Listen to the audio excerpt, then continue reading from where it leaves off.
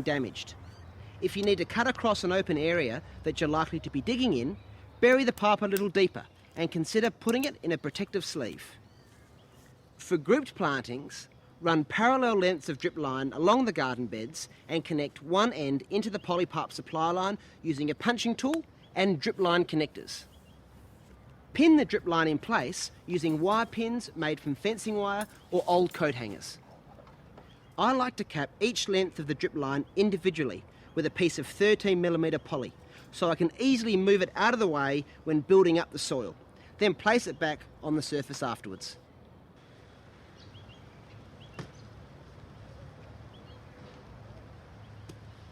When installing drip line to individual shrubs and trees, create a spiral around the base corresponding to the canopy. Make sure you keep the lines even to ensure uniform watering.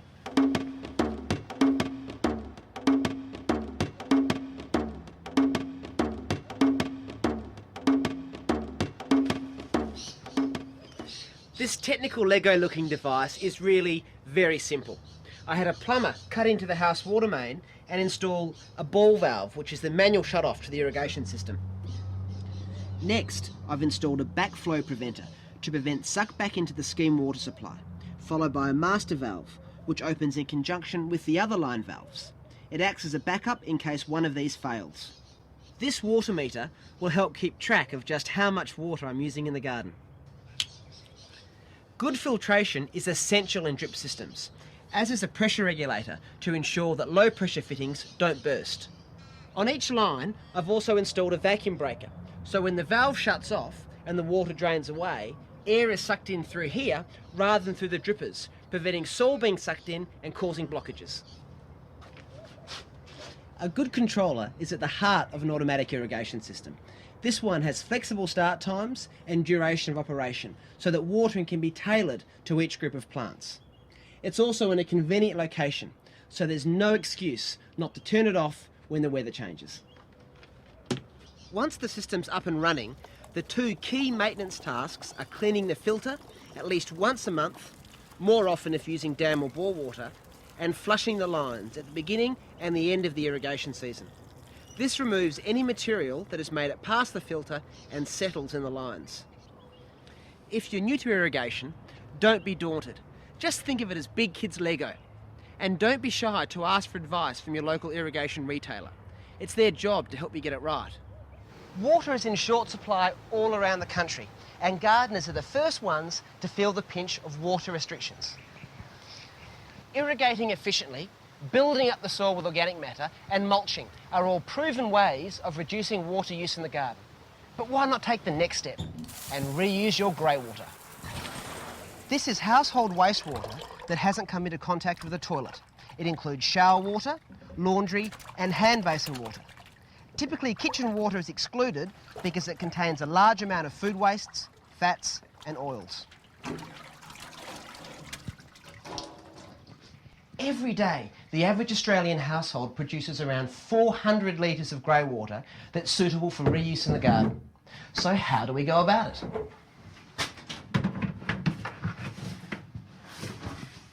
Each state and territory has slightly different regulations when it comes to wastewater and what you can do with it. So check with your relevant state authority. I'm installing two new systems which have recently been approved in WA and are the first of their kind in the country. This unit is designed to divert water from the washing machine to the garden. The beauty of this system is that it doesn't require any major modifications to the plumbing and is suitable for most houses. It's a system that everyone can set up.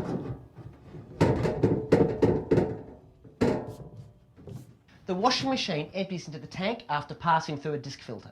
When the tank fills up, it discharges and the water is directed to the garden via this pipe. Any overflow from the top will make it through this pipe and goes to sewer. Likewise, in the event of it not completely filling up and discharging, any leftover water will trickle out through this bleed line and also go to sewer. How easy is that? The only maintenance is a weekly flushing of the filter. Now you're probably wondering why the pipes are purple. It's the international standard for wastewater pipes, making it easy to identify and reducing the likelihood of cross-connection with clean water irrigation pipes. I'm using the grey water from the laundry to irrigate the flanks of my constructed wetland to keep it looking lush during the dry weather. The size of the irrigation field is based on the volume of grey water generated and the soil type. We'll stagger our washing days so these plants will get a regular drink.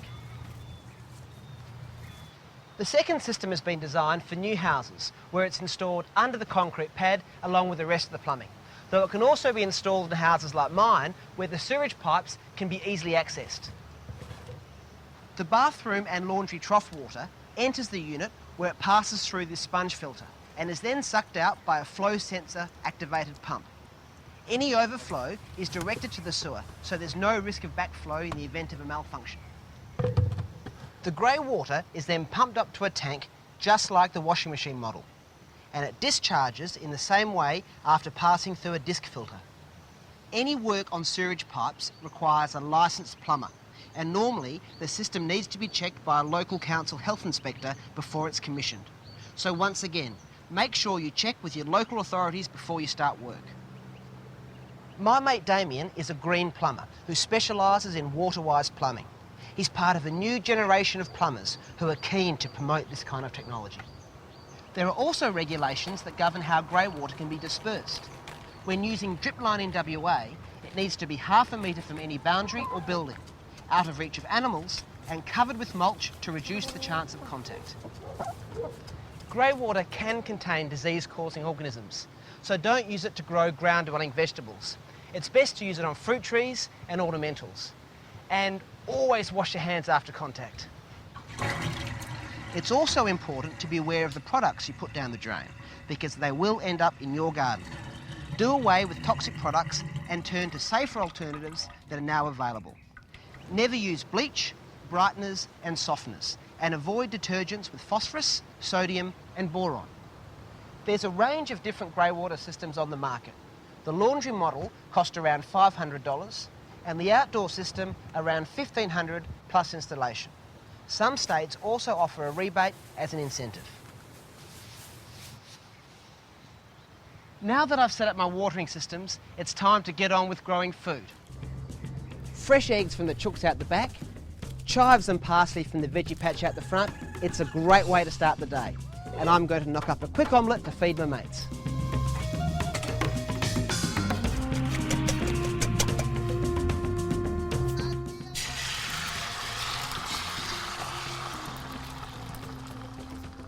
They're here to help me with today's job in my home permaculture garden, which is setting up the trellis systems to utilise vertical space.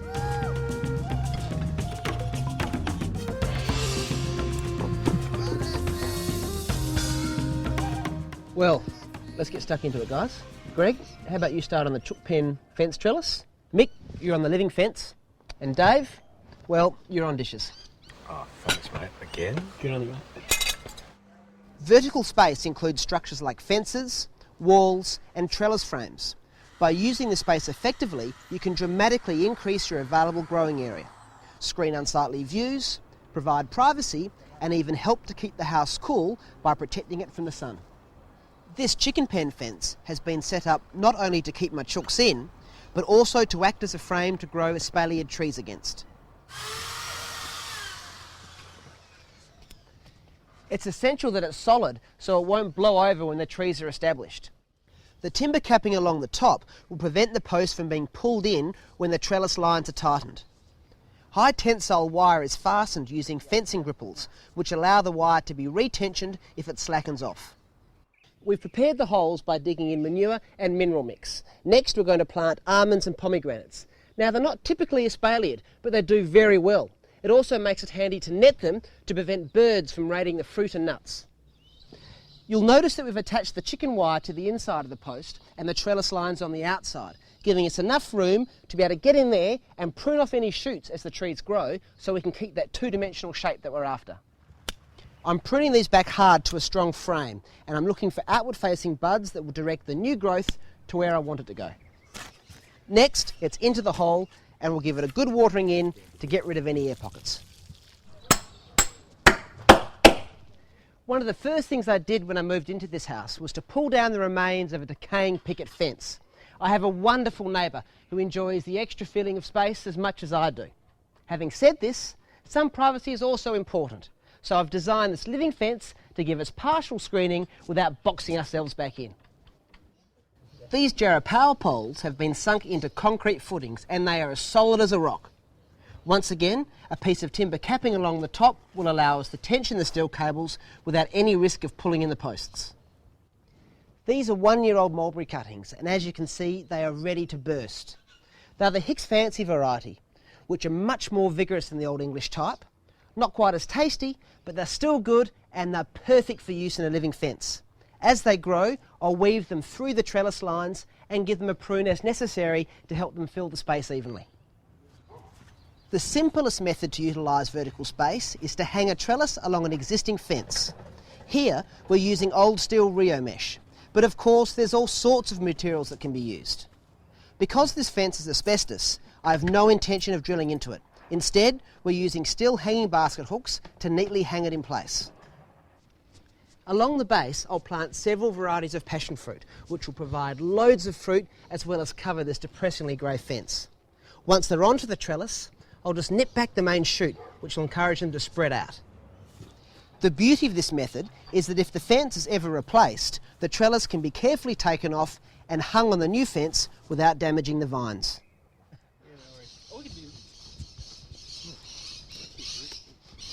Well, the day's work's done, and now it's homebrew time. Keeping your busy bee helpers well fed and watered is the key to bringing them back. Just about everything we do in the house and garden generates some kind of organic waste. But of course, it's not waste at all. It's a resource just waiting to be utilised. All of this material can easily be converted into eggs, manure, worm castings and compost. The trick is to set up systems to make it a hassle-free process. Now that my home permaculture project is well underway, with veggies, chooks and fruit trees, I need to be able to feed them to ensure healthy growth, as well as to make sure I get a regular supply of eggs. I also want to make sure that I can deal with my own green waste on site, rather than having it carted away for someone else to take care of. I want to deal with it in my own backyard. The key components in my home organic recycling system are the chooks, a worm farm, cone-type composting bins and composting bays, and they're side by side in Zone 2. Further from the house are the compost bays in Zone 3, because they only require occasional attention and work. The chooks are at the top of the food chain. Along with their staple diet of mixed grains and free-range foraging, I give them the deluxe food scraps. Pretty much anything you'd be happy to eat, the chooks will have a go at.